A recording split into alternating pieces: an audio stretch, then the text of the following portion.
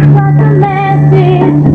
Tell me you won't be around. Laugh and play all through the night.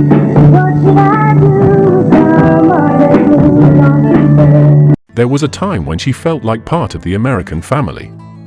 A familiar face in living rooms across the country week after week. Dana Plato wasn't just a child star, she was someone people watched grow up, someone who seemed safe, steady, and full of promise. But somewhere along the way, that story quietly changed. Not with one dramatic moment. Not with a single mistake. But with something far more difficult to see, a life that no longer matched the image people remembered.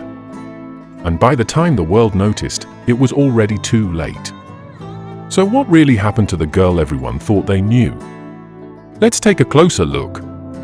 If you were watching television in America in the late 1970s and early 1980s, you probably remember what it felt like when a show like Diff'rent Strokes came on. It wasn't just entertainment, it was part of the weekly rhythm. You'd sit down in the living room, maybe after dinner, with the sound of dishes still in the sink, and for about 30 minutes, everything felt simple, familiar, and safe. That show had a way of bringing people together. Families watched it side by side, parents, kids, even grandparents, all sharing the same laughter, the same moments. And right at the center of it was a young girl who seemed to belong there as much as anyone in your own home.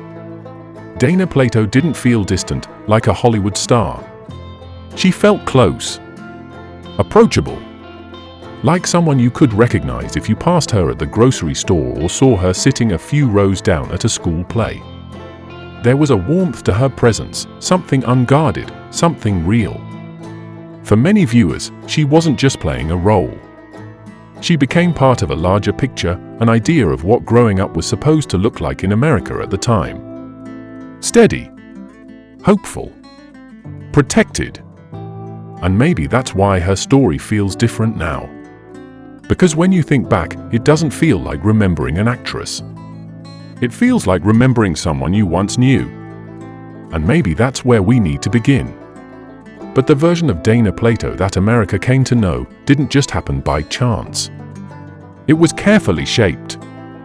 In television, especially during that era, characters weren't just written, they were designed to represent something familiar, something comforting. And Dana's role fit perfectly into that vision. She became the good girl. Polite. Kind. Gentle. The kind of presence that reassured audiences everything was still in its right place. But here's the part most people don't see. That image wasn't something she grew into on her own. It was something built around her by writers, producers, expectations, and the quiet pressure of staying lovable in the public eye. At an age when most kids are still figuring out who they are, trying things, making mistakes, changing day to day, Dana was already being defined for millions of people. Not just as a character, but as a person. And when that happens early enough, something subtle begins to shift. The line between who you are and who you're expected to be starts to blur. Because when the world responds to you in a certain way, when you're rewarded, praised, and remembered for one version of yourself, it becomes harder to step outside of it. Not impossible, but unfamiliar. Risky. And for a child, especially, that kind of identity can feel less like a choice and more like a role you have to keep playing. Not because you want to, but because it's the version of you the world recognizes. And maybe even depends on. So the question isn't just who Dana Plato was back then. It's whether she ever had the space to become anyone else. And that's where the story begins to change. And then, almost without warning, the rhythm people had grown used to was interrupted. Not in a loud or dramatic way, but in a way that felt uncomfortable. Because the image no longer held. For audiences who had watched her as the good girl, the shift wasn't easy to process. It wasn't just that her character changed, or even that she left. It was that real life had entered a space where people expected everything to stay predictable. Television, especially back then, worked on a kind of unspoken agreement. Characters didn't grow up too fast. They didn't step outside the lines. They stayed recognizable. And when they didn't, something broke. It wasn't anger, exactly. And it wasn't rejection in a clear, defined sense. It was distance. The kind that happens when an audience no longer knows how to place someone in the story they've been following. Because once that familiar image disappears, the question becomes difficult: who is this person now? And perhaps more importantly, do we still want to watch? The industry, in many ways, had the same response. There wasn't a clear path forward.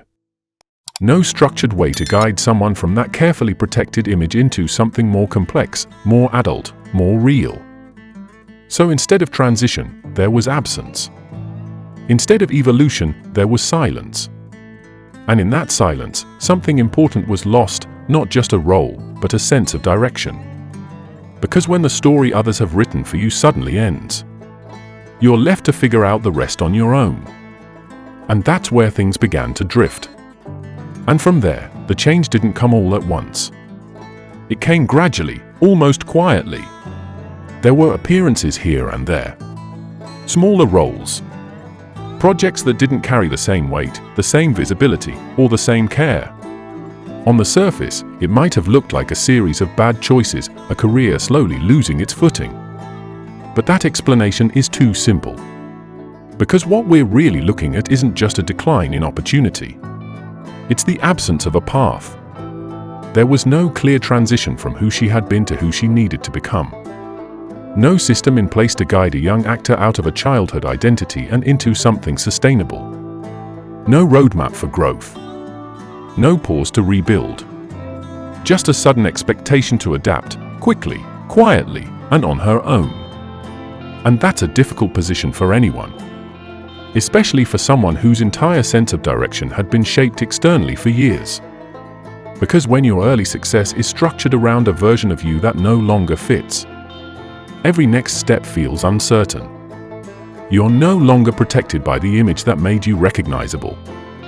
But you're also not fully accepted as something new. And in that space, in between what you were and what you're trying to become, mistakes don't just happen. They multiply. Not always out of recklessness, but out of instability. Financial pressure begins to build. Opportunities become inconsistent. The margin for error gets smaller, not larger. And without the kind of support system that understands both the industry and the person inside it, decisions start to come from a place of urgency rather than clarity.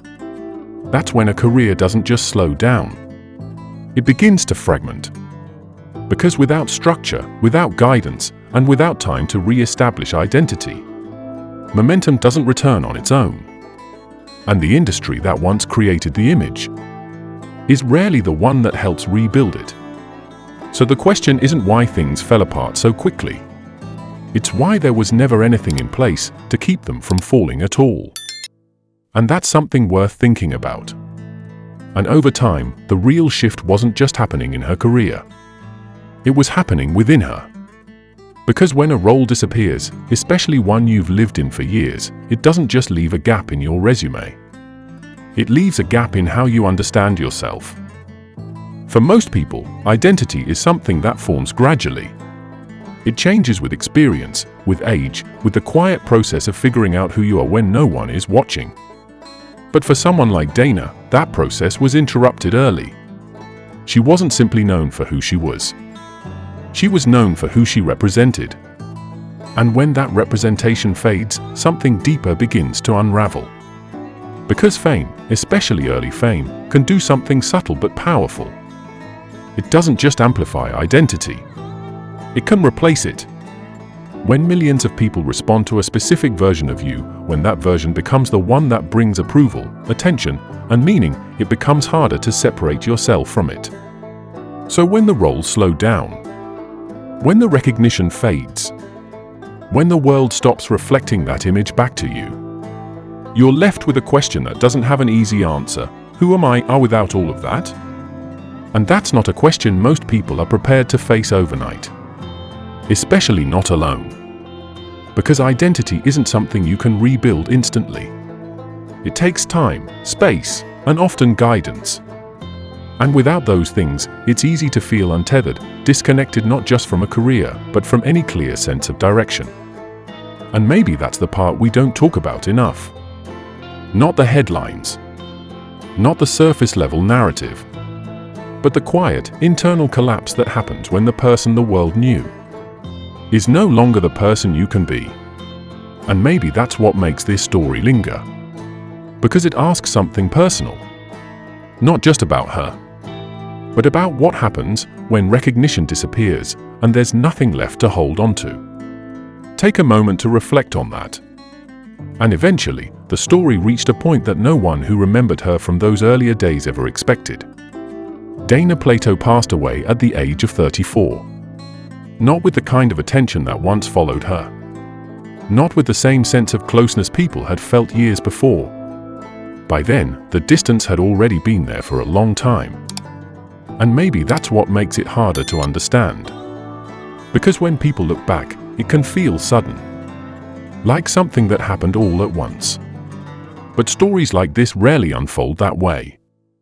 They happen slowly, quietly, in ways that are easy to miss until there's no time left to notice. So the ending isn't really the point. It's not about how it ended, but about everything that led there without being fully seen. And perhaps the real question isn't what went wrong at the end, but what was missing along the way. And that's something worth holding onto as we continue. When you step back and look at Dana Plato's life as a whole, it doesn't feel like a story about failure. It feels like a story about timing and what happens when a person grows in a system that isn't built to grow with them. She was introduced to the world early, at a time when identity was still forming, still flexible, still searching for direction. And instead of being allowed to discover who she was, that process was, in many ways, replaced by something already decided for her. A role. An image. A version of herself that worked, until it didn't. And when it stopped working, there wasn't a clear path forward. No structured way to step out of that image and into something new. Just space and the expectation to figure it out alone. Maybe that's the lesson that stays with us. Not about fame itself, but about how fragile it can be when it becomes the foundation of identity. Because recognition can fade. Opportunities can change. But a sense of self, that's something that has to be built from within over time. And when that process is interrupted, the consequences don't always show up right away. Sometimes they unfold quietly. Looking back, it's hard not to feel that something more could have been done. Not just by her, but by the system around her. By the people who understood the pressures, but didn't always have the tools or the structure to respond. And maybe that's why her story still resonates. Because it isn't just about one person. It's about how we see people, how we remember them, and what we overlook along the way. If you remember her, take a moment to remember the person, not just the image.